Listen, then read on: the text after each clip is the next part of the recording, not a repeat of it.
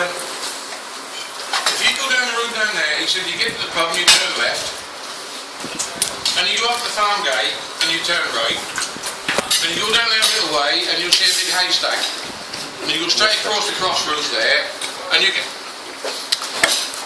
No, you don't want to do that. You want to go down the road until you come to the council houses, and if you go straight on from there, and then when you get a little bit further on, about half a mile, and you come to the... Now, if I was you, he said, I shouldn't start from here at all.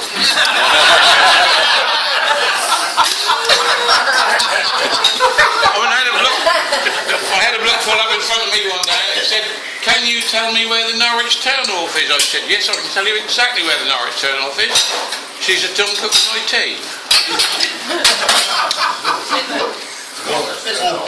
No, that's right. I said, I'll tell you exactly where the Norwich Turnoff is. She's a tongue cooking my tea.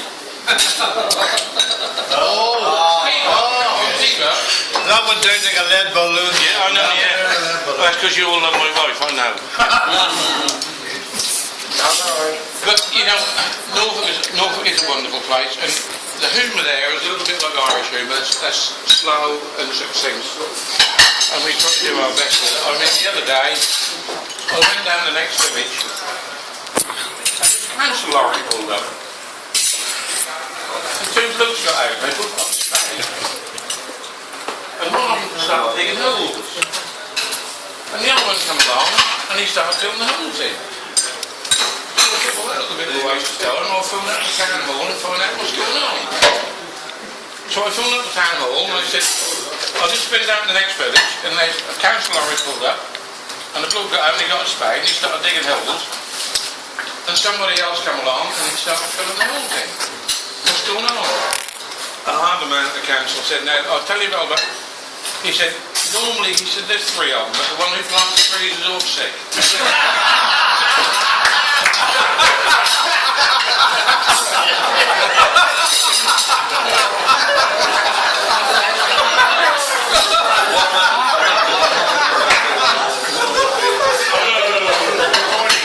I went down the library.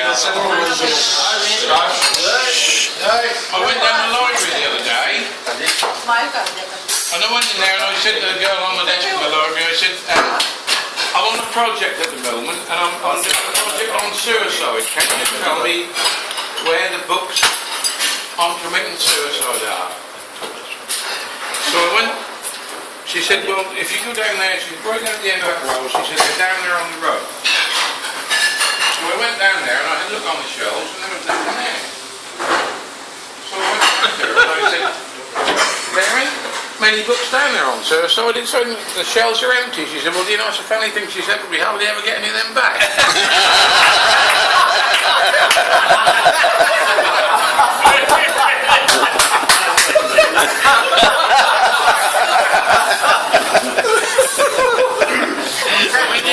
Did you know Sherlock Holmes to come down to for his holidays? And he was down there one night camping with Dr. Watson on his desktop, and they went to bed in their tent.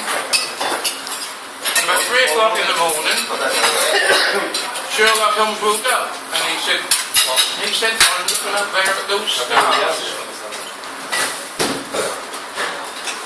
And Watson said, yes, you're looking up there at them stars. He said, what do you mean? What do you deduce from that, Watson? He said, well, not a lot really. What do you deduce, Holmes, with your very clever and mentally brain? He said, what I deduce is something about Prince Ted.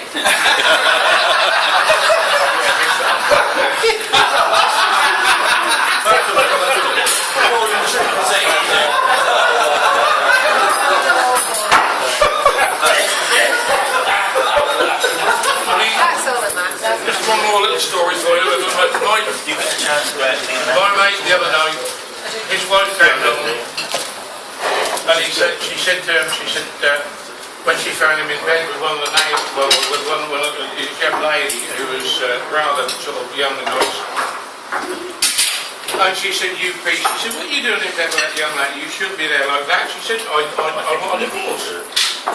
How did you manage to get in there like that? You should not be in this situation. He said, well, give me a chance to speak to you. He said, well, you can, because that's probably the last thing you ever say direct to me in your life. I want a divorce. He said, well, I was driving at the car park, and this young lady approached me, and she said, could you give me a lift? So I agreed to give her a lift, and we got home. And I looked at her and I thought, she looked down on her luck. She really looked sort of tired and hungry. And I gave her the tea that you wouldn't eat that I cooked for you with a lot of love and tender care last night. And she ate all the tea. And while she was eating it, I sort of looked at her and I thought, well, you do really look sort of scruffy and bad. I think you ought to have a shower. So she went to have a shower and she left her clothes. And I thought, well, they look really rather bad, so I think, well, I'll get you some new clothes. So I gave her the underwear that I bought you last Christmas that you wouldn't wear, because you said that was too sexy. And I thought, I'll give her the top that your sister bought last year that you don't like. And I'll give her the jeans that you bought because you said they were too tight.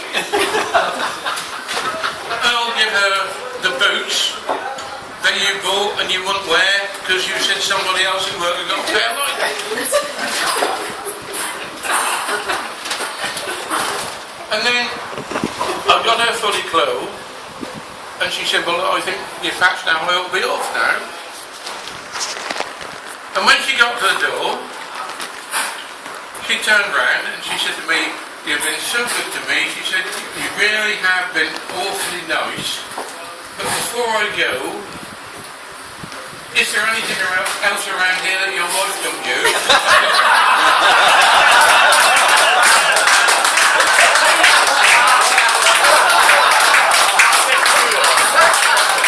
Hey! No, Mr. McDowell!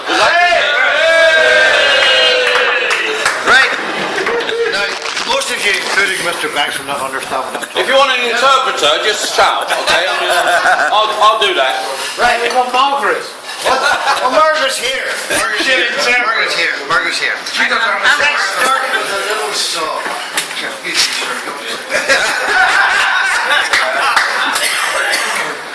Here we hear a song called There's a Tiny House. Little ditty.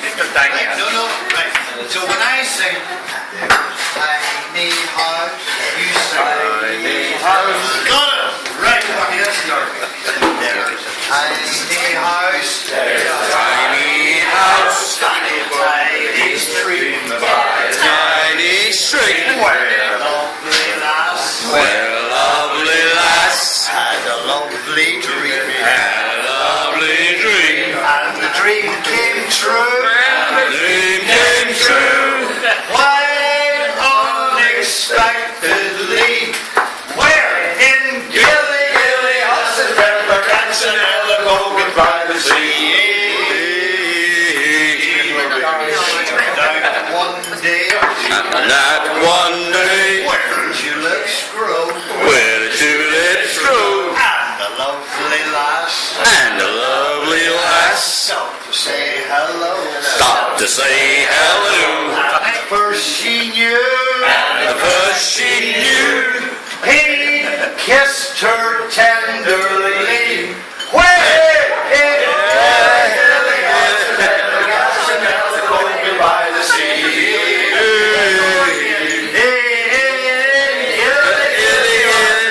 Cats and Ellicogan by the sea. Right. Now, there's a friend who used to be on the finance committee called Peter Stead. And he used to love, he always said, this is my favourite joke. He says, tell him. So I'll tell you, you might not think it's funny, but anyway, what happened was, this young couple were getting ready to go out for the evening. And Mike. sorry. Sorry. Can you stand up, please? The lady had been the shower, and she came out from the shower, and the front doorbell rang. So she thought, so the husband shouts, I'm getting in the shower, go you down and see who's at the front door. So she grabbed her towel and she wrapped it round her, and down she went to the front door. And she went down there, and her next door neighbour was standing there. Now the next door neighbour always fancied her like mad. You know, he fancied her like mad.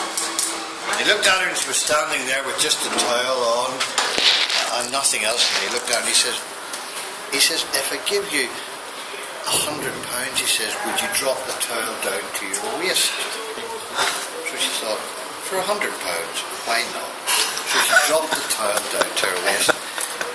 So he enjoyed the view and he had a look at it. And he thought, he says, if I give you another £100, he says, would you drop the towel down to the floor? She thought again and she said, £100, nothing. So she dropped the towel down to her floor. So he stood and he enjoyed the view. So he reached her the £200. So she pulls up the towel, up she goes to the husband. The husband comes back out of the shower, and the husband says to her, who was at the door? And he says, it was our next door neighbour. And he says, did he mention that the £200 he owes me?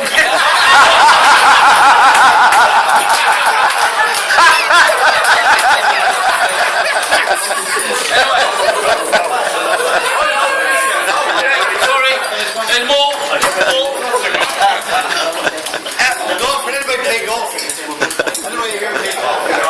No, right, okay, right. So anyway, the young nun arrives back and she goes and she says to the Mother Superior, she says, I have to have a chat with you. And the Mother says, alright, she says, come. She says, we'll have a chat. And he says, now what's wrong? What's wrong, sister? Well, she says, I have blasphemed. And the Mother Superior says, well, tell me what happened. She says, as you know, I was out playing golf, and the Mother Superior knew she was a very good golfer. He said, well, what happened? Well, she says, I was playing this hole, it was 540 yards, and she says, I hit this wonderful drive right down the middle of the fairway, and the ball landed in the fairway, and the next thing she says, this hare came out of it, grabbed the ball, and away it went. And the Mother Superior says, did you blaspheme? No, she says, Mother Superior, I didn't blaspheme. Well, what happened next? She says, this hawk came down from the sky and grabbed the hare and took it away into the sky, ball and all. And the Mother Superior says, did you blaspheme? She says, no, she says, I didn't blaspheme. She said, I did not blaspheme. But she says, what happened next? Well, she says, right, she says, the hawk flies over the hole, the tee, and drops the ball 4 inches from the hole. And the Mother Superior says, don't tell me you missed the effort.